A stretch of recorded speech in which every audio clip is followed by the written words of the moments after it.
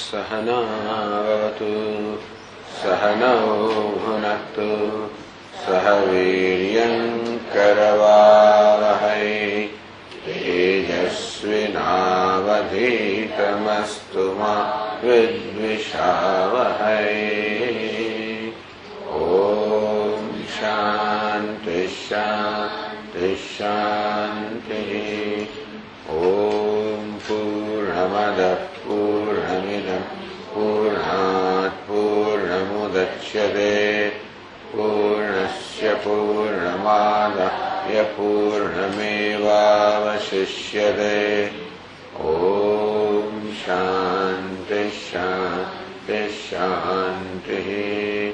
श्रुतिस्मृतिपुराणानाम् आलयं करुणालयं नमामि भगवत्पादं शङ्करं लोकशङ्करं शङ्करं शङ्कराचार्यं केशवं बादरायणं सूत्रभाष्यकृतौ वन्दे भगवन्तौ पुनः पुनः।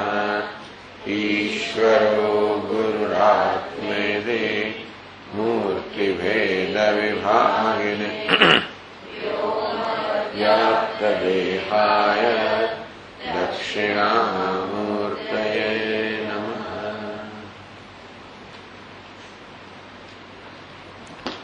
इत्यादि मनसा स्वेन विचिन्त्यैनं विचिन्तन्यामथा ब्रुवम् सुदुर्लभां ब्रह्मविद्यां शक्कराया तिथेश्विनौ। इत्यादि मनसा स्वेन विचिन्त्य। तो दद्दिंग अथर्वऋषि गुरुजी शिष्यो अश्विनी कुमार ने कहছে એ અશ્વિનો અશ્વિની કુમારો ઇત્યાદि આ પ્રકારે આ રીતે મનસ્વેન મનસા વિચિંત્ય મારા મનમાં આ પ્રકારે બધું વિચાર કર્યો મેં। એ નામ બ્રહ્મ વિદ્યામ સુદુર્લભામ મેં વિચાર કરીને નિશ્ચય કર્યો કે જગતમાં કશું દુર્લભ એક જ છે આ બ્રહ્મ વિદ્યા સુદુર્લભ અત્યંત દુર્લભ છે। તેથી શક્રાય અતિથય અબ્રુવન આ પ્રકારે શક્ર ઇન્દ્ર જે અતિથિ હતો એને મેં આ બ્રહ્મ વિદ્યાનો ઉપદેશ કર્યો। શ્રુત્વા અદા દુષ્ટ ચિત્ત હવે ત્યાંથી શરૂ કરવાનું છે ને? હા બરાબર છે।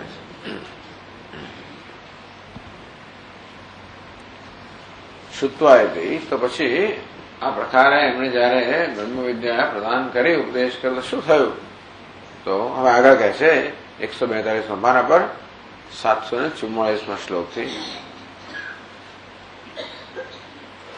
શ્રુત્વા દુષ્ટ ચિત્ત સન્ન સોપી મે ગુરુ દક્ષિણા इतः परं ब्रह्म विद्याम् कस्मैचिन्मावदद्विज स्नेहादिना यदा वक्ता तदा छेद्मीहते शिरः।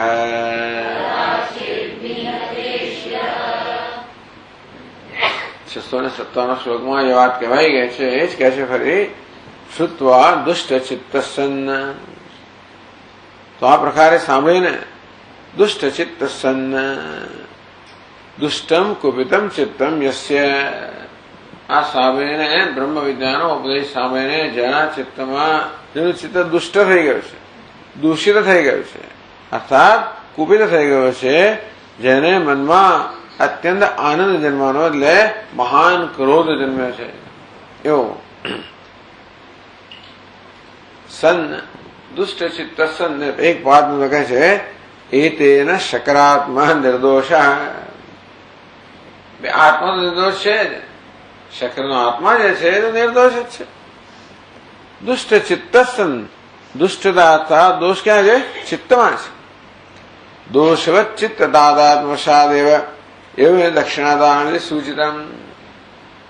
ઇન્દ્રે આ પ્રકારે દક્ષિણા આપી ગુરુ દક્ષિણા એનું કારણ આત્મા દુષ્ટ છે એટલા માટે, પરંતુ આ દોષ તો ચિત્તમાં છે. તેથી દોષવત ચિત્ત તાદાત્મ્ય, ત્યાં પણ દોષ ચિત્તમાં જન્મ્યો હોય, એમાં તાદાત્મ્યને કારણે હું ચિત્ત છું, ચિત્તમાં ક્રોધ જન્મ્યો, હું ક્રોધી છું.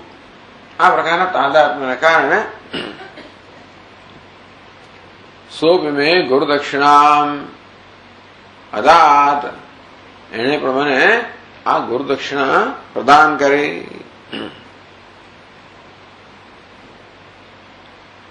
કયા પ્રકારની ગુરુ દક્ષિણા આપી? તામ અભિનયતી, એ ગુરુ દક્ષિણા કયા પ્રકારની છે એ બતાવે છે. ઇતઃ પરમ બ્રહ્મ વિદ્યામ કસ્મૈચિદ મા વદ દ્વિજ. હે દ્વિજ, ઇતઃ પરમ, પછી કસ્મૈચિદ બ્રહ્મ વિદ્યામ મા વદ, કોઈને પણ બ્રહ્મ વિદ્યાનો ઉપદેશ ના કરશો. સ્નેહાદિના યદા વક્તા, સ્નેહ કે એવી કશી વસ્તુ પ્રેરાઈને, આદિ ભયાદિ ગ્રહ, ક્યાં તો કોઈ સ્નેહથી, ક્યાં તો ભયથી પ્રેરાઈને જો બ્રહ્મ વિદ્યા પ્રદાન કરી છે, તદા છેદમીયતે શિર, તો તમારું મસ્તક હું છેદી નાખીશ, કોઈ પ્રકારનો સંશય નથી. વક્તા એટલે વક્ષતી ભવાન, યદિ ભવાન વક્ષતી, જો તમે સ્નેહથી કે ભયથી કે બે કારણે પ્રેરાઈને જો બ્રહ્મ વિદ્યાનો ઉપદેશ કરશો તો હું મસ્તક છેદી નાખીશ, કોઈ સંશય નથી. એટલે ઋષિએ શું કર્યું કે છે, અંગીકૃતમ મયાપ્યેતત તથૈતિ વચનાત તદા અતશ્ચિંતામહં પ્રાપ્તઃ કાર્યેસ્મિન દુર્ઘટેધુના. તો 657 મણે 683 શ્લોકની અંદર ઋષિએ ખૂબ વિચાર કર્યો. છેવટે કહ્યું કે આ તો ઇન્દ્રે મારો મહાન ઉપકાર જ કર્યો છે. એટલે ઋષિના મનમાં ક્રોધ તો ન જ જન્મ્યો, પરંતુ ઇન્દ્રના આ વર્તનથી જોયું કે આ તો મારા પર બ્લેસિંગ ઇન ડિસ્ગાઇઝ. ખરેખર તો એમણે વિભૂતા વામા, ભગવાનની વિભૂતા તો વામા છે, તો વિપરીત છે. આ વિપરીત થયા ઇન્દ્રે ખરેખર તો મારા પર ઉપકાર જ કર્યો છે. કારણ કે હવે પછી બ્રહ્મ વિદ્યાનો ઉપદેશ કરવાના કર્તવ્યમાંથી મને મુક્ત કર્યો. એટલે કદાચ કોઈ મારા પર દબાણ પણ લાવે ધર્મથી, એટલે કહ્યું ને ભયથી તો નહીં, પણ ભય તો લાગે નહીં ઋષિને, પણ કદાચ સ્નેહથી બીજા કોઈ પ્રકારે દબાણ લાવે, ક્યારેક ક્યારેક ઇમોશનલ બ્લેકમેલ, કોઈ આપણે જાત જાતની રીતે આપણી ઇમોશનથી, આપણી લાગણીથી કોઈના પર દબાણ લાવીએ અને કોઈને વિવશ બનાવીએ, કોઈક રીતે વિવશ બનાવે, એમ કરીને મારે અનધિકારને આ ઉપદેશ કરવો પડે કે અધિકારનો ઉપદેશ કરું તો ઉપદેશમાં હંમેશા બીજાને દુઃખ પહોંચાડવાની બધી સંભાવના છે. કારણ કે બધી વસ્તુ છોડાવવાની છે ને, નેતિ આમ કહીને જે વસ્તુમાં આસક્તિ છે, જે પ્રિય છે, જે પકડીને રહેલો છે અજ્ઞાનને કારણે, એને બળપૂર્વક છોડાવવાનું છે. આમ એની પાસેથી બળજબરીપૂર્વક ખેંચી લેવાનું કહેવાય, દુઃખ તો પામવાનું જ છે. એટલે આ રીતે અધિકારી ત્યાં ઉપદેશ કરનાર એક અથવા બીજી રીતે પેલા શ્રોતાના દુઃખનું કારણ તો બને છે. આ બધી વસ્તુમાંથી મારે હવે આવું નહીં કરવું પડે, તેથી મુક્ત થઈ ગયો. હું તો ભાઈ આશ્રમ લઈને બેઠો એને કારણે કોઈક અતિથિ આવી ચડે, આવા સંજોગો ઉભા થાય જેને કારણે મારે વિવશ થઈને, કર્તવ્યથી વિવશ થઈને મારે ધારો કે આવું મારે ઉપદેશ કરવો પડે. આવી કોઈ સ્થિતિ હવે તો મારે ઉદ્ભવશે નહીં, કારણ કે અહીંયા બોર્ડ લગાવી દીધું હશે. હવે પછી બ્રહ્મ વિદ્યાની કોઈએ માગણી કરવી નહીં. લખે ને શું છે, આજે રોકડા કાલે ઉધાર વગેરે ટૂંકમાં લખી દીધું. હવે અહીં ફરી કોઈ અહીંયા કોઈ રાજકારણની અંદર પ્રવેશ કરો લખી દે લોકો, એટલે કોઈ રાજકારણીએ પ્રવેશ કરવો નહીં, કોઈ ફેરીઓમાં પ્રવેશ કરવો નહીં. કોઈ બહાર ના આવે, વાહનો લાવવાની વગેરે વગેરે. કેવી રીતે અહીં લગાઈ જશે બોર્ડ કે ભાઈ કોઈ હવે પછી બ્રહ્મ વિદ્યાની માંગણી કરવી નહીં, બસ એટલે હું મુક્ત થઈ ગયો. એમ કરીને ઇન્દ્રના અત્યંત દેખ્યતા ઉપકારમાં પણ ઋષિનો ઉપકાર જણાવ્યો અને એ રીતે અંગીકૃત મયાપેત તથાસ્તુ ઇન્દ્ર તું જે કહે છે એ પ્રકારે સ્થિર રહો. એતત ઇન્દ્રોક્તમ, ઇન્દ્ર જે કહ્યું કે જો પછી ઉપદેશ કર્યો છે તો મસ્તક છેદી નાખીશ, મેં અંગીકૃત કર્યું, સ્વીકાર કર્યો. તથા એ જ પ્રમાણે કે હા જરૂર એ પ્રકારે થશે.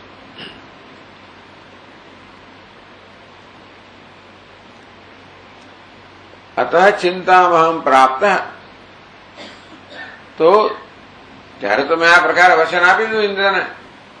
હવે મને ચિંતા ઉત્પન્ન થઈ. અસ્મિન દુર્ઘટે અધુના કાર્ય, અસ્મિન યુવામ પ્રતિ ઉપદેશ રૂપે કાર્ય. હવે મારું આ કર્તવ્ય રહ્યું કે તમને બંને ઉપદેશ કરવો રહ્યો. ભૂતકાળમાં મેં તમને વચન આપેલું છે અને એક કરતા વધારે વચન આપેલું છે, માટે તમને ઉપદેશ કરવા બંધાયેલો છું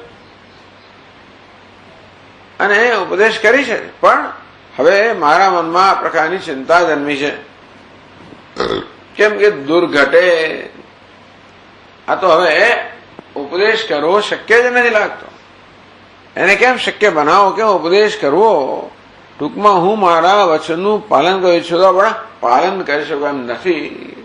અને માટે મમાસ્તિ ચિંતા અહમ પ્રાપ્ત, આ પ્રકારે મને ચિંતા પ્રાપ્ત થતા હું અત્યંત ચિંતિત થઈ ગયો છું. તો એ ટીકા નનુ ઇન્દ્રિય નિષિદ્ધસ્ય કાર્યતા એવ કથમ. ભાઈ દસ્મિન દુર્ઘટે કાર્ય, હવે આ મારું કર્તવ્ય બજાવવું, તમને ઉપદેશ કરવો એ પ્રકારના કર્તવ્ય બજાવવું મારા માટે અત્યંત કઠિન થઈ ગયું છે.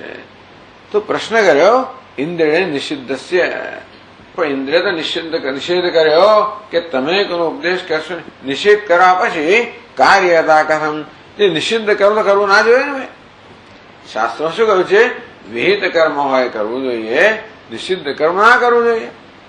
ઇન્દ્રિય નિષેધ કરી દેતો, હવે પછી કોઈને વિદ્યા પ્રદાન કરશો નહીં, મસ્તક છેદી નાખીશ. આમ ઇન્દ્રિય નિષેધ કર્યો ઉપદેશનો, પછી કેમ ઋષિ કહે છે કે મારા જે આ કર્તવ્ય બાકી રહ્યો? કર્તવ્ય શેને માટે હોય? જેનું વિધાન કરવામાં આવ્યું છે તે. એનો નિષેધ કરવામાં તો કર્તવ્ય છે જ નહીં, કરવું જેવું છે જ નહીં. ઇન્દ્રિય નિષિદ્ધસ્ય કાર્યતા એવ કથમ. ઋષિને લાગે તો કે મારે આ કરવું જોઈએ એ પ્રકારે ઋષિને લાગે જ કેમ છે? ઇન્દ્રિય નિષેધ કર્યો પછી એ કર્તવ્ય લે એમાં કાર્યતા કરવું જોઈએ એ વસ્તુ રહી જ નહીં ને. તો કેમ આ પ્રકારે દુર્ઘટે કાર્ય? શા માટે ઋષિને કાર્ય એટલે કર્તવ્ય આ કરવું જોઈએ એ પ્રકારે કેમ ઋષિ વિચારે છે? ઇન્દ્ર નિષેધ છતાં ઋષિ અને કર્તવ્ય કેમ કે છે? કર્તવ્ય એટલે કરવું જ જોઈએ એવું કેમ? એ આશંકા. ઉપદેશે પ્રવૃત્તો મેં પ્રતિબંધકમ નાસ્તી. ઇન્દ્ર નથી કહ્યું તો ઉપદેશ ના કરશો. ઇન્દ્રે કહ્યું છે જો કોનો ઉપદેશ કરશો તો મસ્તક છેદી નાખીશ. ના કરશો એટલે ઇન્દ્રે ઉપદેશ કરવાનો નિષેધ નથી કર્યો. ઇન્દ્ર તો માત્ર કહ્યું છે કે ઉપદેશ કરશો તો મસ્તક છેદી નાખીશ. એટલે ઋષિ કહે એટલે કે ટૂંકમાં ઇન્દ્રે આવી ધમકી આપ્યો છતાં પણ આ ઉપદેશ કર્તવ્ય એટલે કે કરવા યોગ્ય તો રહે છે. પછી એનું જે પરિણામ આવે, પરિણામ સહન કરવાની તમારી તૈયારી હોય તો હજી આ કર્તવ્ય તો ખરું જ. ત્યારે બ્રિટિશ લોકો કહે કે તમે આમ કરો જેલમાં પૂરી દઈશું, લાઠીચાર્જ કરીશું, કાળાપણે સજા કરીશું. તો કેમ કરે છે આ લોકો? તો પેલા એવું સજા કરીશું, એ કરવા અને પરિણામે જે સજા થાય એ સ્વીકારવા તમે તૈયાર હો તો તમે જરૂર કરી શકો. કર્યું છે ને? તમારે જે કરવું એ કરો, અમે જે કરવા છે કરીશું જ. તમારી સજા કરવી તો કરો. આમ તમે સજા જે કરો એ સહન કરવા તૈયાર હોય, એ વળતો પ્રતિકાર કર્યા વગર, કોઈ પ્રકારનો પ્રતિકાર કર્યા વગર તમે જે કહો એ કરવા, સજા કરો, સહન કરો તૈયાર છે. પ્રતિકાર એટલે બહારથી મનથી પણ નહીં, મનમાં પણ એ લોકો પ્રત્યે દ્વેષ ના. કેટલું મોટું આ મહાત્મા ઉપદેશ તો કે માણસો કરી જ કેવી રીતે શકે. તમે લોકો જાઓ, લાઠી મારો તો લાઠી જે થાય સહન કરો, અને મનમાં પણ એમના પ્રત્યે દ્વેષ નહીં રાખવાનો, બહાર તો નહીં જ. તરત ને તરત માણસ મુક્ત થઈ જાય. આ કરે મુક્તિનો સીધો જ માર્ગ આવી ગયો. એવું કહ્યું છે કે ક્ષત્રિય જો રણ મેદાનમાં સામી સાથે યુદ્ધ કરતા કરતા મરે તો સીધો સ્વર્ગમાં પહોંચી જાય. એવું કે મરવાથી કોઈ સ્વર્ગમાં જાય? સામી છાતીએ મરવું એટલે શું? એના મનમાં નિર્ભયતા છે, અને એવું આપણે માની લઈએ કે આ ક્ષત્રિય લડી રહ્યો છે, ધર્મયુદ્ધ લડી રહ્યો છે. આમ એ લડી નથી રહ્યો, પરંતુ ધર્મ માટે પોતાને ભોગ આપી રહ્યો છે. એ ધર્મ માટે પોતાને ભોગ આપો એ વસ્તુ એને સ્વર્ગમાં લઈ જાય છે, લડવું નહીં. ક્ષત્રિય એટલે દુશ્મન સાથે લડવું માત્ર નથી આપતું, પણ એની આ પ્રકારની મનમાં જે ભાવના છે એ તરી ગયો માણસ. અહીં પણ અહીંયા કહ્યું આઝાદીમાં માણસો તરી જ ગયા છે, કારણ કે આ પ્રકારની વૃત્તિ સાથે મરે છે ને માણસ, કે મનમાં દ્વેષ નથી. મારા પર આક્રમણ કરવાનું ભલું થાવ, આવું બધું શીખવાડી રાખ્યું પરંપરા. આ પ્રકારે કરો. સત્યાગ્રહ કોને કહેવાય? બહુ કડક નિયમો બધા. સત્યાગ્રહી એટલે શું? જે લોકો આ પ્રકારે કરી શકે એ લોકો જ આગળ આવવું, બીજા આવવું નહીં. શું પેલું ગીત ગાવે સવાર પરમાં, પેલા શું છે, હું ભૂલી ગયો હવે, પણ જે કાયર છે સવારના પરમાં આ લોકો ગાતા હતા પ્રભાત ફેરીની અંદર. શુરા હોય એમણે આ કરવું, ને કાયર હોય ભાગી જવું વગેરે વગેરે. એવું કઈ ગીત હતું, બધું ગાતા હતા એ લોકો એ વખતે, આઝાદીના વખતની અંદર. હા, શુરા જાગ રે કાયર ભાગ જ રે, ઓકે. હા, હું લઈ લઈને બધા લોકો ફરે સવારના પરમાં. એ કઈ જાતનું તે વખતે આમ એક જ્વાળ હશે, શુરવીરતા કયા પ્રકારની. તો એ આ વસ્તુને મુક્ત કરનારી છે. તમે શું બહાર શું થયું એ નહીં, પણ અંદર શું છે, ટૂંકે કેવી રીતે મુક્ત કરવાનો ઉપાય બતાવ્યા લોકોએ. ગાંધીજી લોકોને કે તમે તો અંદરની મુક્તિ જોઈએ, બહાર મુક્ત આવવાની ક્યાં જવાની છે? અંદરથી મુક્ત થશો તો બહાર મુક્તિ આ અંદરથી મુક્ત કરે. મરણના ભયથી મુક્ત અને પ્રતિકારમાંથી મુક્ત. કે જે જીસસ ક્રાઇસ્ટનો ઉપદેશ, તમારો દ્વેષ કરે એને તમે પ્રેમ કરો, તમારો અપકાર કરીને પ્રાર્થના કરો વગેરે, આવી જાતનો એ માણસો ઉપદેશ કર્યો. તો આ પ્રકારે સત્ય આ પ્રકારના નિયમો. ચાલો, આ તો હવે કહેવાનો ઋષિને કહે છે કે મને એવું નથી કહ્યું કે ઉપદેશ ના કરો, ઉપદેશ કરશો તો માથું છેદી નાખે ભલે. એટલે હું માથું એ પ્રકારના પરિણામ મળે તૈયાર હો તો ઉપદેશે પ્રવૃત્તમે પ્રતિબંધકમ નાસ્તી. ઉપદેશ કરો કે પ્રતિબંધક નથી. એટલે કે છે, પૂછે ને અશ્વિની કો મહારાજ તમે નિષેધ કર્યો, પછી ઉપદેશની કર્તવ્યતા ક્યાં રહી? તો ઉપદેશની કર્તવ્યતા તો છે. યુવયોર્વચનમ દત્તમ બ્રહ્મ વિદ્યા સમીરણે મયા તથૈવ શક્રાય તદભાવે સમીરિતમ. યુવયોર્વચનમ દત્તમ, તમને બંનેને વિદ્યોપદેશે વચનમ દત્તમ, તમને બંનેને વિદ્યાનો ઉપદેશ કરવાનો વચન આપી ચુક્યો હતો. તેથી મયા તથૈવ શક્રાય તદ અભાવે સમીરિતમ. તેથી યથા તથા શક્રાય તસ્ય ઉપદેશસ્ય અભાવે તદ વચનમ ઉક્તમ તદ નિયતમ ન વક્ષ્યામિ આકારકમ ન ઉક્તમ. તેથી મેં કે ઇન્દ્રને કહ્યું તો હું ઉપદેશ નહીં કરું. મેં ઇન્દ્રને કહ્યું તારું તું કેસે પ્રમાણ થશે, એટલે શું છે કે જો હું ઉપદેશ કરું તો મસ્તક છેદવાની તને છૂટ છે. આવું કહ્યું. ઉપદેશ નહીં કરવું નથી કરવું. મેં શું કહ્યું છે? હું ઉપદેશ કરું તો મસ્તક છેદવાની તને છૂટ છે, જા.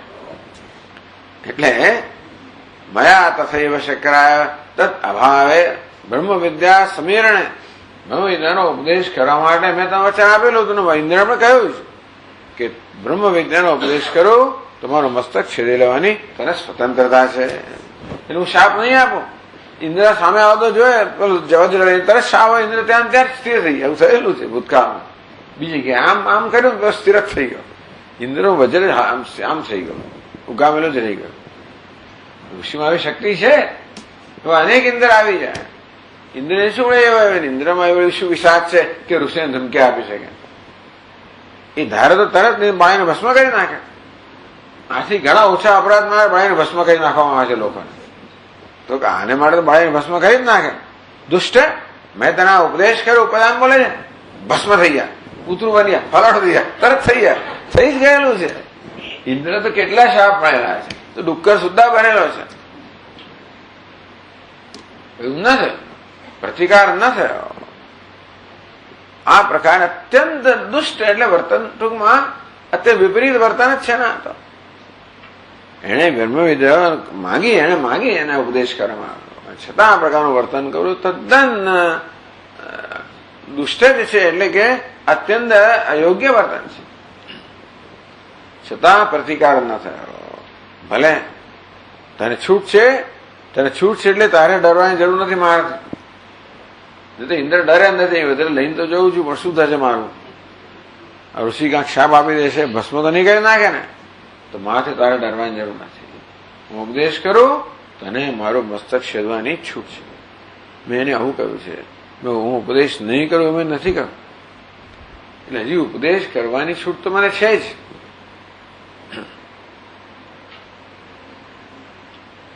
એટલે કહ્યું તદ વચન મુક્તમ.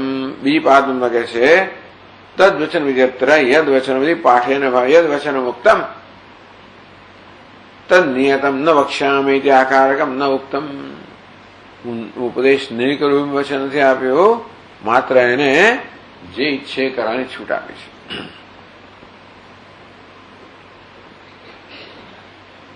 એ જ કહે પછી આ શ્લોકમાં ન વક્ષ્યામિ નિયતમ શક્રાય સમીરિતમ કિંતુ વક્ષ્યામિ ચેત્વમ મે શિરશ્છિન્ધિ મહાબલ.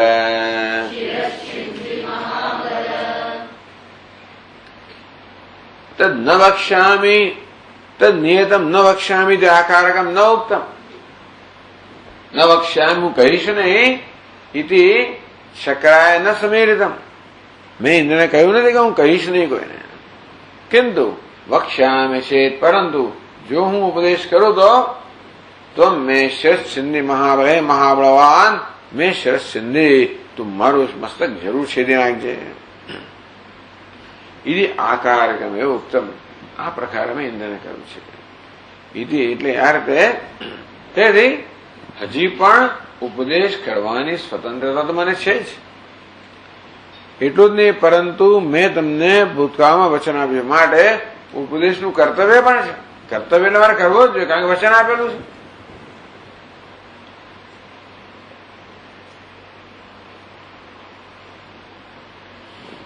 કહે છે એતાદૃશે ચ વચને યદિ અહમ મૃત્યુભિરુષ્યામ તરે ન પ્રવર્તયમેવ. અર્થ એ થયો કે જો મેં આ પ્રકારે ઇન્દ્રને જયારે કહ્યું, છૂટ આપી, ત્યારે જો મને મૃત્યુનો ડર હોય તો હું મારી પોતે મારી જાતે ફરી ઉપદેશ ના કરું. મને મૃત્યુનો ડર છે. એટલે કઈ વસ્તુ કર્તવ્ય છે કે નહીં મારે નક્કી કરવાનું. એટલે ઉપદેશ આપવો કે નહીં મારે નક્કી કરવાનું છે. ઇન્દ્રને મેં આ પ્રકારે છૂટ આપ્યા પછી ઇન્દ્રને મારું મસ્તક છેદવાની મેં એને છૂટ આપી છે. એતાદૃશે વચને યદિ અહમ મૃત્યુભિરુષ્યામ, હવે જો મરણનો ભય હોય તો તરે ન પ્રવર્તયમ, તો પછી હું ક્યારે ઉપદેશમાં પ્રવૃત્ત ના થવું, એટલે ઉપદેશ ના કરો. પણ મૃત્યુ અપી અધિકતયા મતાત અનુતાદેવ ભીરુરહમ. પણ મને મૃત્યુનો ડર નથી. મને તો મૃત્યુ કરતા પણ વધારે જેને માનું છું, તો વચનનો ભંગ કરવો એનું મૃત્યુ કરતા પણ વધારે ખરાબ દૂષિત માનું છું. રઘુકુલ રીતે સદાચર્યાએ પ્રાણ જાય અરુ વચન ન જાય. રઘુકુલ રીતિ છે. અમારે વચન ન જવું જોઈએ, પ્રાણ ભલે જાય. આ કે ક્ષત્રિય ના જાય, ક્ષત્રિયોની વાત છે બધી. બ્રાહ્મણ પણ જ કહે છે કે ભાઈ મને વચનનો ભંગ કરો એ મને વધારે ખરાબ લાગે છે. ટૂંકમાં એ વધારે હીન વસ્તુ છે. મૃત્યુ તો કાંઈ જ નથી. એટલે હું મૃત્યુ ભીરું નથી, પણ શું છું? અનૃત ભીરું છું. અનુતાદેવ ભીરું. કથમ ઉપદેશે ન પ્રવર્તેયમ. તો પછી હું કેમ ઉપદેશ ન કરું? ઉપદેશ કરવાની તો સ્વતંત્રતા મને છે ને હું કરીશ જ. એ વાત કહે છે પછીના શ્લોકમાં. નહીતર અશ્વિની કુમાર ઘરે રહ્યા તો ગયું આપણું કામ. ઇન્દ્ર કહીને ગયો એટલે તો ઉપદેશ ના જ કરે ને. તો અશ્વિની કુમાર કહી ના શકે વાત. એમ ના કે મરી જાવ અમારે શું છે, એવું તો ના જ કે. એટલે છતાં અહીં ઋષિએ કહ્યું કે જો ભાઈ તમને ઉપદેશ ન કરવાની વાત નથી. ઉપદેશ કરવાની સ્વતંત્રતા તો છે જ, પણ આ એક ધર્મ સંકટ છે. શું ધર્મ સંકટ છે કે છે? વક્ષ્યામ્યેવેતિ સતતમ યુવાભ્યામીરિતમ મયા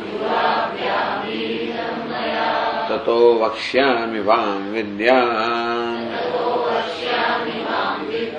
મરણાદ ભીતિવર્જિતઃ.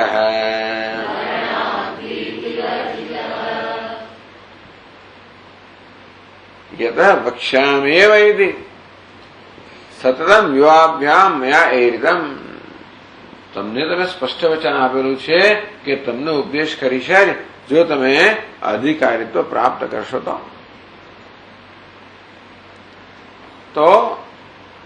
તો વક્ષ્યામિ મરણાદ ભીતિવર્જિતઃ તદ સત્યસ્ય પરિપાલ્યત્વાત મરણ ભયહીન સન્ન. આમ સત્યનું પાલન કરવાને કારણે મરણના ભયથી મુક્ત થઈને વામ વિવામ પ્રતિ વિદ્યા વક્ષ્યામી માટે તમારા બંનેનું વિદ્યાનું ઉપદેશ કરી છે. ઉપદેશ કરવાની લોકોની જુદી રીત છે ને. આ બ્રહ્મ વિદ્યાનો ઉપદેશ આવો છે. પણ પેલું અભયમ પ્રતિષ્ઠા વિંદતે એટલે ગાંધીજી વગેરેને પણ 16મા અધ્યાયમાં જે દૈવી સંપત્તિ કઈ અભયમ સત્વ સંશુદ્ધિ. આ અભય પહેલી વસ્તુ છે. અભય બધું લઈ આવશે. સત્વ સંશુદ્ધિ, જ્ઞાન, યોગ, વ્યવસ્થિત બધું અભય લઈ આવશે. ભય છે મૃત્યુનો ભય છોડી દો. એટલે આમની આ પ્રકારની સાધના હતી. ટૂંકમાં બીજું આ તો ખાલી વાત છે પ્રસંગોપાત કે ગાંધીજીની સાધનાનો કયો પ્રકાર હતો કે ભગવાન બુદ્ધ કહે કે હું તો જન્મ અવતાર લઈશ, આખી માનવ જાતને મુક્ત કર્યા પછી જ મુક્ત થઈશ. આવું કઈ ગાઢપણા, ટૂંકમાં એક આવી જાતનું ગાઢપણા. એનું નામ જ સાધના કહેવાય. વ્યક્તિગત મુક્તિ નહીં, આ સામૂહિક મુક્તિ થવી જોઈએ. બધાને મુક્તિ થવી જોઈએ. એટલા માટે મુક્ત કેમ થાય? આ નિર્ભયતા મુક્ત જાઓ થઈ જાય. આ લોકો નિર્ભયતાથી જો મૃત્યુનો સામનો કરે તો મુક્તિ મળી જ જાય. અને તેથી એ વસ્તુ આવી ગઈ માણસમાં એટલે મુક્ત થઈ જ ગયો. આ પ્રકારે સામૂહિક મુક્તિ આવી જાતની મુક્તિ છે. એટલે એમના ગુરુજી હતા જ તો કે આપણા શ્રીમદ રાજચંદ્ર બહુ મહાન, બહુ જ એમના માટે ખૂબ જ આદર ભાવ. પણ નહીં, એ હજી વ્યક્તિગત મુક્તિમાં છે. એ પોતે મુક્ત હોય પણ બીજાનું શું? એટલે એથી પણ એક પગલું આગળ. એટલે એ કોઈને એવા પ્રકારના ગુરુ ના ગણે જેનો આ પોતે સામે આદર્શ રાખી શકે એવા કોઈ મને મળ્યા નથી. આમ ગોખલે બહુ ઉત્તમ ગુરુ હતા રાજકારણ માટે, આ પણ ગુરુ ખરા, છતાં આવી જાતનો આદર્શ ધરાવનારા કોઈ એમને મળ્યા નતા. એટલે કે મને એવા કોઈ ગુરુ આનો આવો આદર્શ હતો, આવું શીખેલા પેલામાંથી જે બુદ્ધના ચરિત્રમાંથી જે કે શીખ્યા હશે. એટલે જો આપણું મન જયારે ઓપન હોય, મુક્ત હોય, ત્યારે આપણે બધે શીખી શક્યા. બહુ બુદ્ધિઝમ એટલે આપણે તો સીધો એનો નિષેધ જ કરી નાખ્યો. કે આપણે તો હંમેશા બુદ્ધ એટલે શૂન્યવાદી, ક્ષણિકવાદી, ફલાણા ઠીકાણા કરે. એટલે એમાં શું થાય છે કે આખા બુદ્ધનો જે કહે છે બધો નિષેધ થઈ ગયો. એટલે ક્રિશ્ચિયન લોકો આવા છે એટલે આખો બધો ટૂંકમાં એને આપણે ફેંકી જ દેતા બહાર આવે છે. આપણા જીવનમાંથી ફેંકી દેતા. એટલે પણ આ લોકોએ નથી ફેંકી દીધા. ટૂંકમાં એમની જે સારા અંશ બધા છે એને કેમ ગ્રહણ કરવા, ત્યાં સુધી કે ઇસ્લામમાં એમાં શું સારો અંશ હજી મને ખબર નથી. ટૂંકમાં એટલે કે હજી મારું મને મુક્ત થયું જ નથી કે એમાં મને એક સારો અંશ દેખાય. એટલી બધી સંકુચિતતા આ વિષયમાં આવી ગઈ છે કે આ ઇતિહાસ વગેરેને કારણે, આપણા ઉછેર વગેરેને કારણે જે પ્રકારનો એક મનમાં મહાન દ્વેષ છે, એટલે એમાં તો કશું સારું મન જોઈ જ ના શકે. એમાં વિચારથી જ મનની અંદર આમ એકદમ પ્રતિકાર જન્મે અથવા તો દ્વેષ જન્મે. આ બધા માટે દ્વેષ, આ દ્વૈતને કારણે બધા માટે દ્વેષ જન્મતો હોય છે. જે કોઈ લોકો દ્વૈત વાળા હોય બધા તો નકામા જ, એટલે બધું જ નકામું છે. એટલે પણ એમનામાં ઘણો બધા સારા અંશ હોય છે. કદાચ એમનું દર્શન આવું છે, યોગ તો કે નહીં, પેલું તો કે નહીં, આ બધું બરોબર છે, પણ આપણને માત્ર દર્શનનો વિરોધ છે, એમની સાધનોનો વિરોધ હોવાની જરૂર નથી. દર્શન એટલે બરાબર એમનું દર્શન ના સ્વીકારીએ કે આત્મા અનેક છે, ના સ્વીકારો. પછી સિવાય બધી વસ્તુ બાકીનું બધું ફેંકી દેવાની જરૂર નથી. માત્ર બૌદ્ધ હોય, જૈન હોય, સાંખ્ય હોય, યોગ હોય, મીમાંસક હોય, ન્યાયિક હોય, બધાના દર્શન સામે વિરોધ છે. પણ નૈયાયિકો એટલે જ અક્કલ આમાં છે, અને પેલા આવા એમ કરે ને એ લોકોને આખું બ્રાન્ડ કરી નાખ્યા. આપણે બ્રાન્ડ કરવા એટલે શું, એક સિક્કો લગાવી દીધો એટલે બધું જ નકામું છે. એવું નથી, એક અંશ નકામો હોય. એટલે બધું કામનું હોય એવો પણ આપણો આગ્રહ નથી, પણ દરેક વસ્તુમાં કશું કામનું હોઈ શકે. તમારે એમાં લેવું હોય ના લેવું તમારી સ્વતંત્રતા છે. પણ છતાં એવું નથી કે એક જગ્યાએ દોષ હોય તો બધું દૂષિત હોય. મેં તો ના દ્રષ્ટાંત આપ્યું. નાનો હતો ત્યારે અમારા અમદાવાદ મામાને ઘરે બહુ મોટી, ત્યારે ઉનાળામાં કેરીને બધી ઋતુ હોય ને, એટલે મોટી કેરી હતી મને આપવામાં આવે. તો હું ઓટલા પર ઉભો કેરી ઉછાળવા તૈયાર થઈ ગયો ફેંકી દેવા માટે. મામા શું કરે તું, આ કેરી ફેંકી દઉં. કેમ ફેંકી દે છે, જેને બગડી ગઈ છે. મેં જોયું કે એક જ જગ્યાએ ચાંદું પડ્યું છે, આખી કેરી કેમ ફેંકી દે છે, આટલું કાઢ, બાકી સારી છે. તે વખતે મને કહ્યું કે ભાઈ આ કેરીમાં ચાંદું પડ્યું તો આખી નહીં ફેંકી દેવાની, આટલું કાઢીને બાકીનો ઉપયોગ કરવાનો. આ તો એક જગ્યાએ ચાંદું પડ્યું આખું ફેંકી દીધું. આવું આપણું મગજ કેવું સંકુચિત થઈ જતું હોય છે, અને કારણે કેવી રીતે આપણે ટૂંકમાં આપણે ત્યાં ગેરલાભ છે, આપણે ઘણી સારી વસ્તુથી વંચિત રહી જાય. હવે મન એકવાર બંધ થઈ ગયો મનમાં, એટલે એનો અર્થ નહીં કે બધી જગ્યાએ એટલે પછી બધું શોપિંગ કર્યા જ કરવું ને મનો ગોછડો, એવું પણ નથી. એટલે આ બધી વસ્તુઓ વિવેક માંગી રહે છે બધા પ્રકારના. જે હોય બી ખા કરવું એ ખોટી વાત છે. એ પેટમાં ઘણી ગડબડ ને બધું ફૂડ પોઈઝનિંગ થઈ જાય. એવું થાય. કશું ન ખાવાથી ભૂખ્યા પણ મરી જઈએ ટૂંકમાં. એટલે બધા વિવેકની જરૂર છે. પણ છતાં આ પ્રકારની સાધના કે બધાને મુક્ત કરવા. 30 વર્ષ માણસે ઉપદેશ કર્યો દેશમાં ફરીને, કે કર્મનો ત્યાગ નહીં, એ ઉપદેશ એમને સ્વીકાર્યો નથી. એ પછી એમની જે કઈ પ્રક્રિયા હોય એટલે ટૂંકમાં કર્મનો ત્યાગ નહીં, કર્મ દ્વારા તેથી જે હોય તે. પણ આ તો આવી રીતે આ ઋષિને કારણે મને યાદ કરે, દધીચી ઋષિ હતા ને, આ તો દધની આથરવણ જમાના ભાઈ જ છે, પણ દધીચી એમના આદર્શ હતા ગાંધીજીના. એ દધીચી આશ્રમ કે ત્યાં જ સાબરમતીની નજીકમાં જ છે ક્યાંક. આપણે હશે ક્યાંક પુરાણોની અંદર, મેં જોયું નથી. પણ આમ દધની આથરવણ કે ભાઈ વક્ષ્યામ્ય વયથી, હું તમને જરૂર ઉપદેશ કરીશ, કારણ કે હું એવો વચનથી બંધાયેલો નથી કે ઉપદેશ ન કરવો. એટલે મરણનો ભય ના હોય તો ઉપદેશ ન કરવા વચ્ચે બંધાયેલો નથી. માટે તમને ઉપદેશ કરવાની જરૂર મને સ્વતંત્રતા છે. તો વક્ષ્યામિ વામ વિદ્યામ મરણાદ ભીતિ વર્જિત સન્ન, મરણના ભયથી મુક્ત રહીને તમને બંનેને જરૂર હું આ વિદ્યાનો ઉપદેશ કરીશ. તત્ર હેતુતયા મરણાદ ભીતે અનૌચિત્યમાહ. કેમ ભાઈ મરણનો ભય ના હોય એવું કેવું? મરણાદ ભીતે અનૌચિત્યમ. આ મરણનો ભય હોવો ઉચિત છે જ નહીં. મરણનો ભય શું હોવાનો? એ તો હોવો જ ના જોઈએ. આગળ બહુ કહી ગયા છે વિસ્તારથી. એક શ્લોકમાં વળી પાછા કહે છે અહીંયા આગળ, એટલે 699 શ્લોકમાં બધું કહી ચુક્યા છે, ફરી કહે છે કે 749 શ્લોકમાં કહે છે કેન સિદ્ધિ નિમિત્તેન જાતસ્ય નિયતા મૃતિઃ દુર્લભમ કારણમ મૃત્યોઃ દેવરાજો મમાદ્યયત.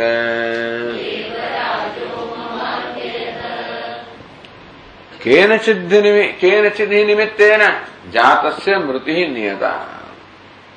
નિયતા અવશ્યમ ભાવિની. જાતસ્ય મૃતિઃ અવશ્યમ ભાવિની. જે જન્મ્યો છે મરણ અવશ્ય છે. કેનચિદ કોઈને કોઈ નિમિત્તથી જે જન્મ્યો છે મૃત્યુ થવાનું જ છે ને. એટલે જે થવાનો એનો ભય શું મળે. તસ્માદ અપરિહાર્યર્થે નત્વમ શોચિત માનસી. અપરિહાર્ય અર્થ અવશ્યમ ભાવે જે થવાનું જ છે.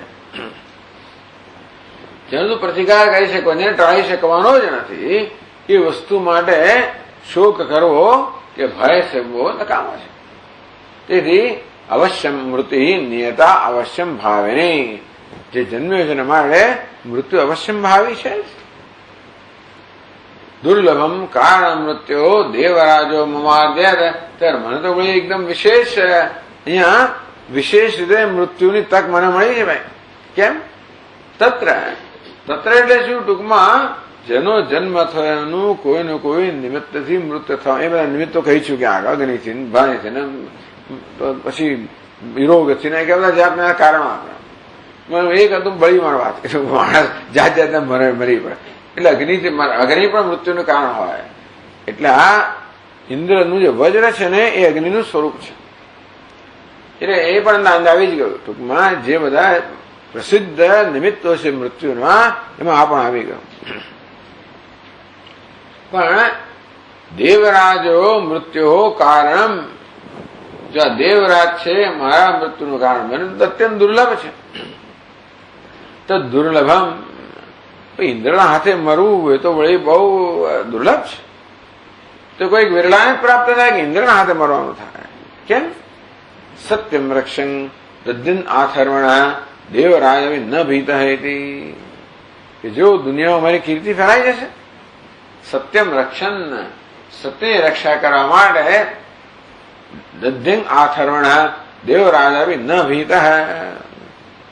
સત્યનું રક્ષણ કરવા માટે આ દદ્ધિંગ આથર્વણ છે દેવરાજ ઇન્દ્રજીમાં ભયભીત ન થયા. ઇતિહાસમાં લખાઈ જશે. પેલા દધીચી ઇતિહાસમાં કેટલાક જ લખાય બાકી તો ભૂલાઈ ગયા. દધી લખાઈ ગયા હંમેશ મારે. જેમણે પોતાના સમગ્ર પોતાના સર્વસ્વનો ત્યાગ કર્યો હતો પ્રાણનો ત્યાગ કર્યો હતો શેના માટે? લોક કલ્યાણ માટે. એટલે આવા આદર્શો બહુ ઓછા છે આપણે ત્યાં.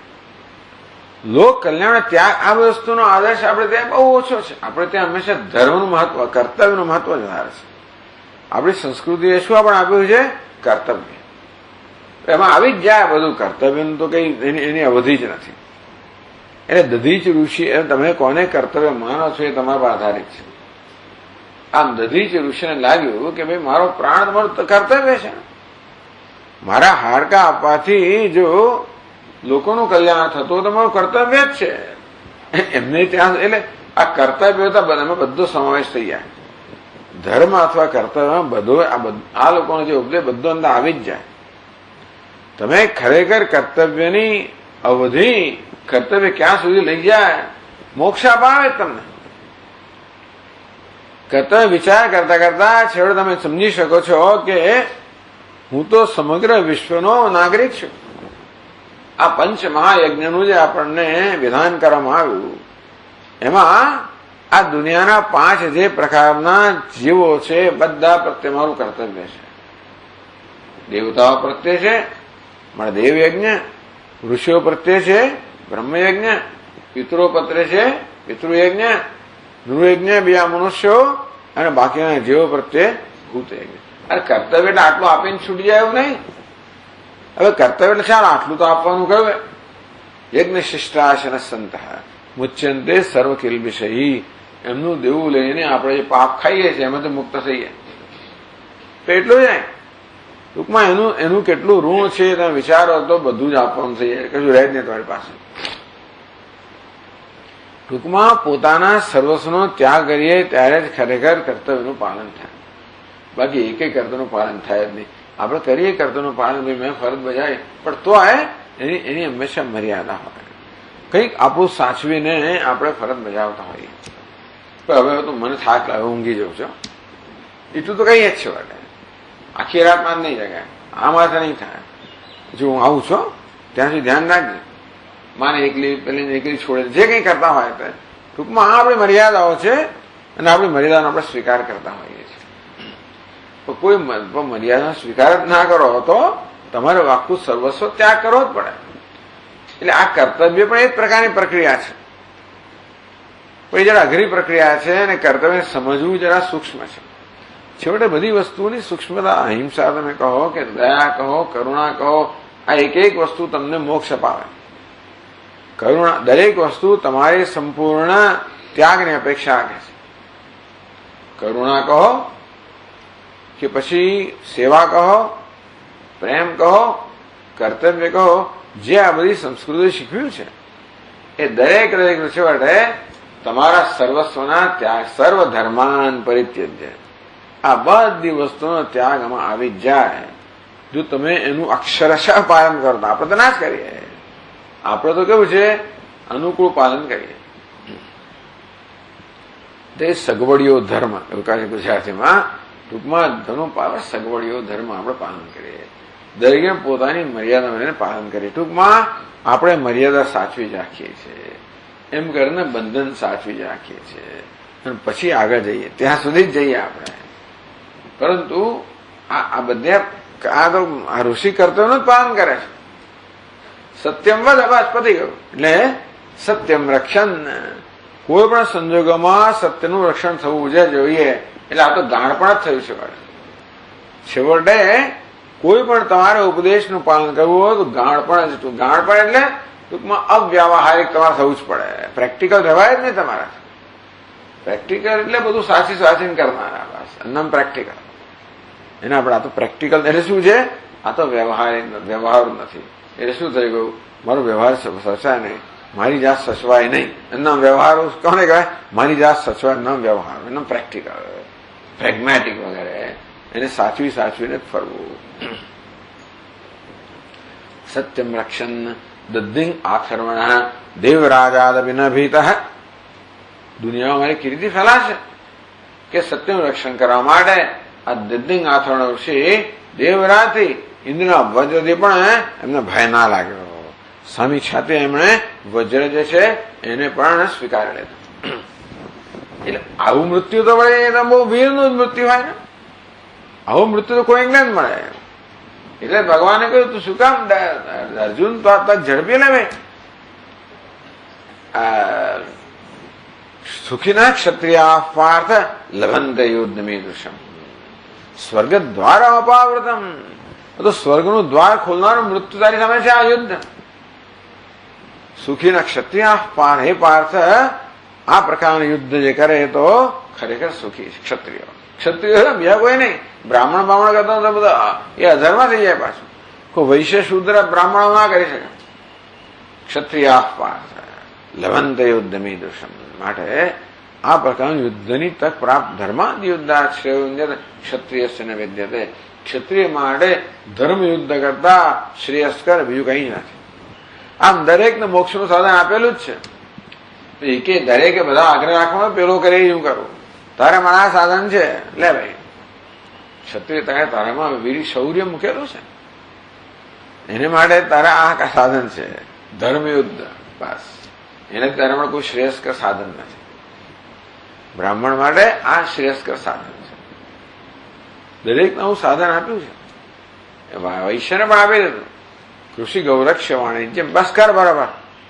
ખેતી કર, પશુપાલન કર, વાણિજ્ય કર, શુદ્ધ ભાવે કર તો એ તને બધું તને લઈ જશે શીખ સુધી. ક્ષત્રિયને બધું ના આવડે, એને વાણિજ્ય ના આવડે. એને શું છે આ ધર્મયુદ્ધ. તેથી એટલે એના માટે આ પ્રકાર દરેકમાં હું સાધન છે એના સ્વભાવ પ્રમાણે. સેવા કે કઈ એટલે હવે હલકું કઈ નીચું કશું નથી ભાઈ. શુદ્ધ તારા સેવા જ છે. એ સેવામાં બધું આપી જ દેવું પડે ને. સેવા કરવી હોય તો બધી વસ્તુનો ત્યાગ કરવો તો સેવા થાય. એટલે આપણે કહીએ છીએ કે આ ઉતરતું કર્મ છે ને પેલું ચડિયાતું, એવું નથી ને. દરેકના સ્વભાવ પ્રમાણે કઈ વસ્તુ છે જેને પહોંચાડનારી છે. શુદ્રને આ સેવા ધર્મ પહોંચાડનારો છે. વૈશ્યને જો તમે યોગ્ય રીતે કરો તો તમને આ બધી વસ્તુ શુદ્ધ કરીને જ છોડે. કઈ વસ્તુ કોને શુદ્ધ કરે છે એ એના સ્વભાવ પર આધારિત છે. એટલે સ્વામીજી કે દરેક જણને બ્રાહ્મણ માનસિક રીતે બ્રાહ્મણ મને તત્વ છે એ જાતિથી ના બની શકે, પણ એનો જો વિરોધ ના કરે અને પોતાનું જીવનમાં પોતાનું સ્થાન એ નમ્રતાથી સ્વીકાર લે કે ભાઈ બરોબર છે, હું આવું છું, આ પ્રકારનો સ્વભાવ લઈને જન્મ્યો છું, આ પ્રકારની ક્ષમતા મારામાં છે, પેલી ક્ષમતા નથી મારા, અને તે જે કરે એવું ખોટો વાત કરવાની જરૂર નથી. જો આધ્યાત્મિક ઉન્નતિ કરવી એ જૂનું છે તો વાત કરવાની જરૂર જ નથી. ભૌતિક ઉન્નતિ જે હોય તો વાત થવાના જ છે, તો તુલના થવાની જ છે, અને તું એક ચડિયાતો ને બીજું ઉતરતો રહેવાનો જ છે ના. પણ આધ્યાત્મિક ઉન્નતિ એ જો જે હોય તો બધાને સમાન તક છે. બ્રાહ્મણ હોય કે શુદ્ર હોય, તો આ સાધન તમને આપ્યું. શેને માટે આપ્યું?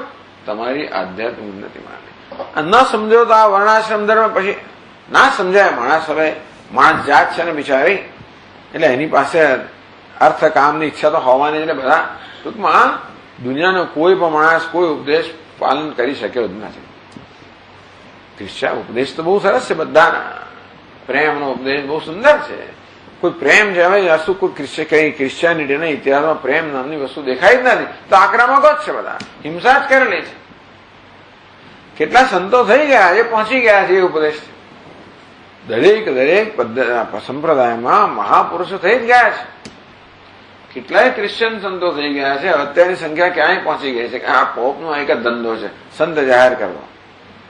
એની પહેલાના પોપે તો સૌથી વધારે સંતો લોકોને જાહેર કર્યા. એ શું છે, એ લોકો આ આદર્શ જીવ્યા, એનું નામ સંત. એમને પોતાનો અભિપ્રાય છે, પણ કહેવાનો ભાવ એ છે કે પણ સામાન્ય માણસો ક્યારે એનું પાલન કરી શક્યા જ નથી. અને તેથી સામાન્ય ક્રિશ્ચનો ક્યારે જીસસ ક્રાઇસ્ટનો ઉપદેશ પાલન કરી શક્યા જ નથી. એમના મનમાં તો જે અર્થકામની ઈચ્છા હોય, સત્તાની જે ભૂખ હોય, જે લોભ વૃત્તિ હોય, એ જ પ્રગટ થઈ છે. તેથી એ છેવટે એનો ઉપયોગ શેમાં થયો? પેલા પરધર્મીઓ સામે યુદ્ધ કરવામાં. એટલે કે અને મુસલમાનો એમનો ધર્મ હશે જ ને. મેં જે કહ્યું છે એનાથી કેટલાય મુસલમાન સંતો થઈ ગયા, કેટલા થઈ ગયા? નથી થયું નથી.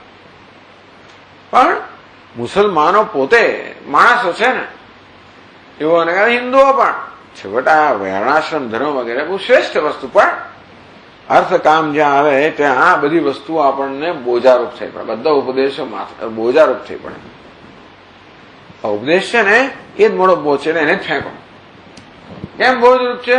અર્થ અને કામ ના મારા જેને સિદ્ધ કરવા બધા બોજારૂપ છે. મારો હું માનતો જ નથી. શું કામ માને ભાઈ? તું માને તો ખલાસ જ થઈ જાય ને.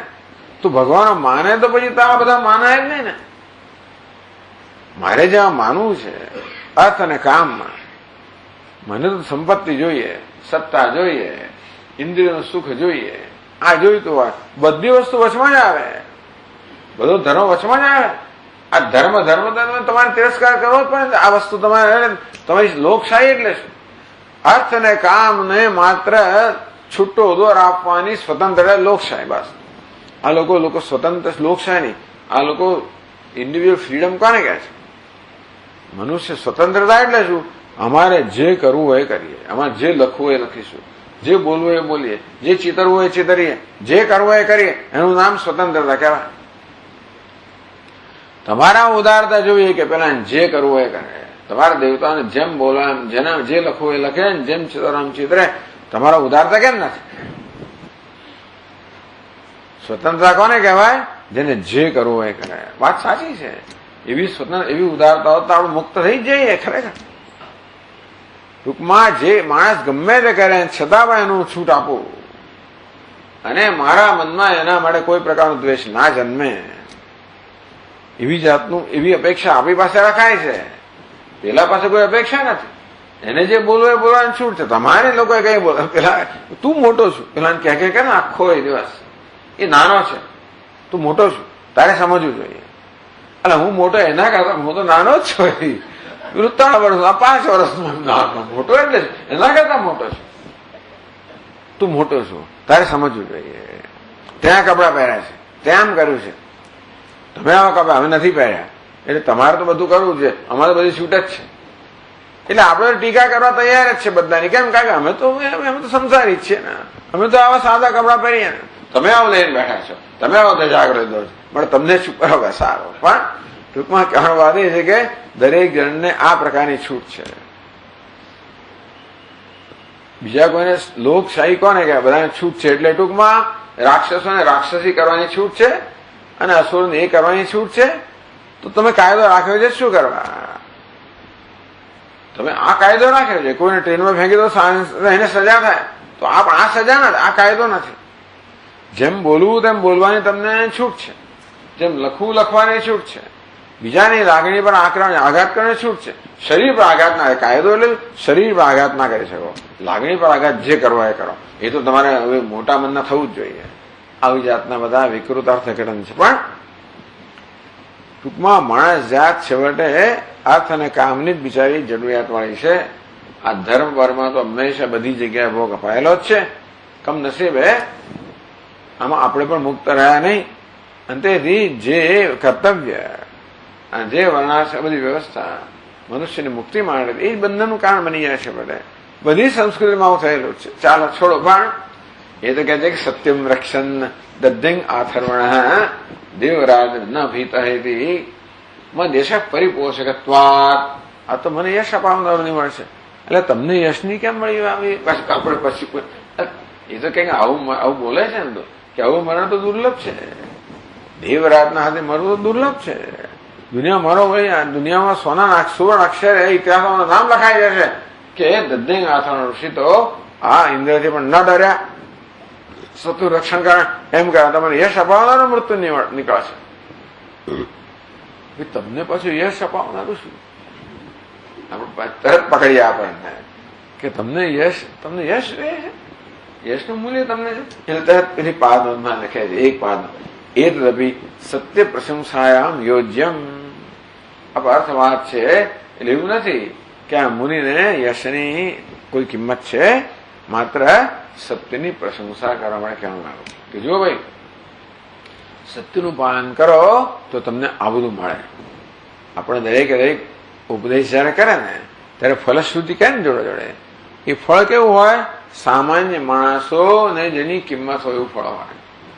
જે ઉપાસના કરે એને એવું ફળ તો એને કશું મળે જ નહીં. પણ આ તો આપણને એમાં પ્રેરિત કરવા માટે, પ્રોત્સાહિત કરવા માટે જો સત્યનું પાલન કરશું તો આવું મળશે, આવું યશ મળશે, તો હું કરીશ. ઋષિને આ પ્રકારે યશની કોઈ કિંમત નથી.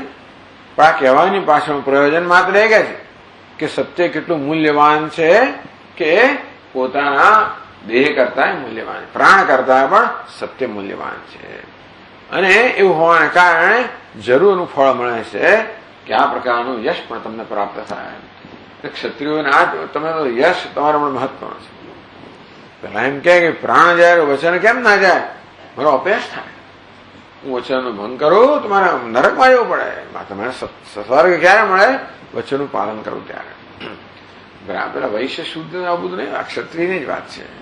પેલા બધા તો ઠીક છે, વચન આવે ભાઈ, ક્યાં કેટલો નફો ક્યાં છે ત્યાં સુધી વચન પાલન કરીએ, પછી દરેક મર્યાદા આવી જાય.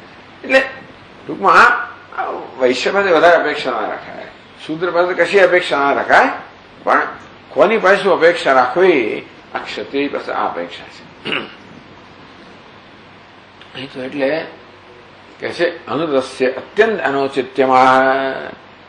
આ મૃત્યુની ઉચિતતા બતાવે અને જૂઠાણાની અત્યંત અનુચિતતા બતાવે છે. મૂલ્યનું મૂલ્ય બતાવે છે કે અનૃત જૂઠું બોલવું, વચન ભંગ કરવો અત્યંત અનૌચિત્ય, અત્યંત અનુચિત છે. પેલું વચનનું પાલન અત્યંત ઉચિત છે અને ભંગ કરવો અત્યંત અનુચિત છે. એ પછીના શ્લોકમાં કહે છે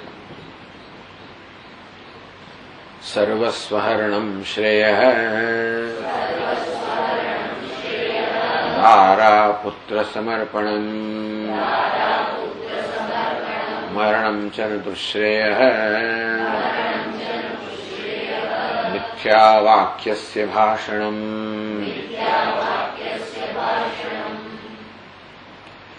સર્વસ્વ હરણમ શ્રેય. પોતાનું સર્વસ્વ જતું રહે એ શ્રેય છે. એટલે દારા પુત્ર સમર્પણમ, પત્ની પુત્ર બધાનું સમર્પણ કરવાનું આવે તો હરિશ્ચંદ્ર મનમાં રાખ્યા છે. આવું લખતી વખતે મને લાગે છે હરિશ્ચંદ્ર મનમાં રાખ્યા છે દારા પુત્ર સમર્પણમ. એટલે ટૂંકમાં આ બધાનું અક્ષર પાલન કરનાર કોઈક નીકળ્યો છે ખરો. વિરલ જ હોય ને એ તો. દારના પુત્રનું સમર્પણ કરનાર કોણ હોય? ભાઈ જાઓ જાઓ, આ તો હોતું હશે આટલી કે દક્ષિણા તે છોડો ના જ પડે. આપણે તો સીધા ના પડે ત્યાં ભગાડી મૂક્યા ને. હવે દક્ષિણા લેવા આવ્યો છું, આટલું આપ્યા પછી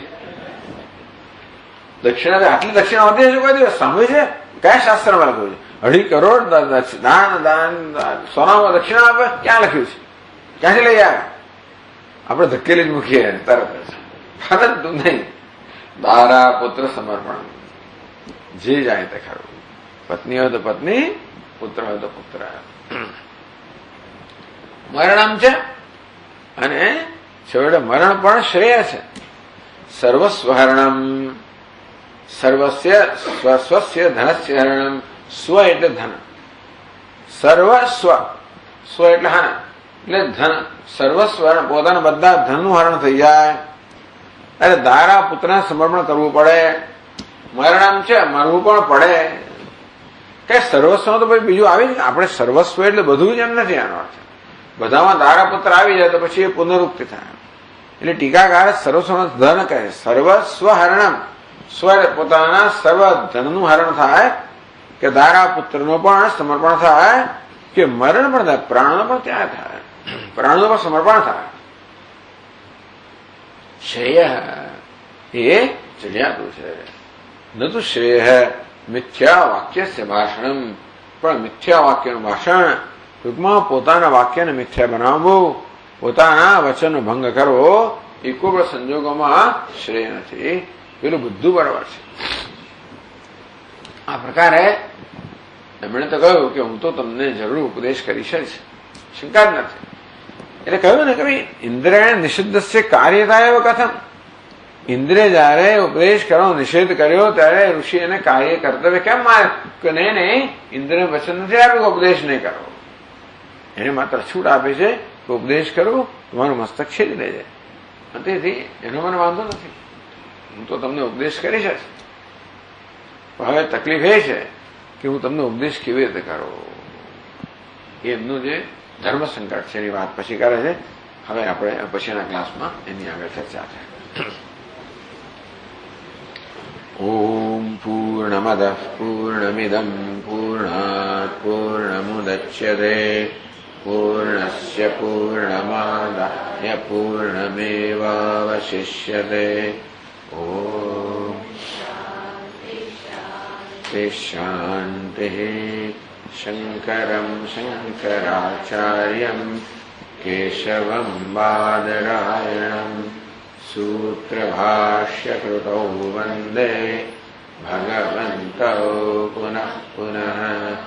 ઈશ્વરો ગુરુરાત્મેતિ મૂર્તિભેદવિભાગિને વ્યોમવદ્વ્યાપ્તદેહાય દક્ષિણામૂર્તયે નમઃ.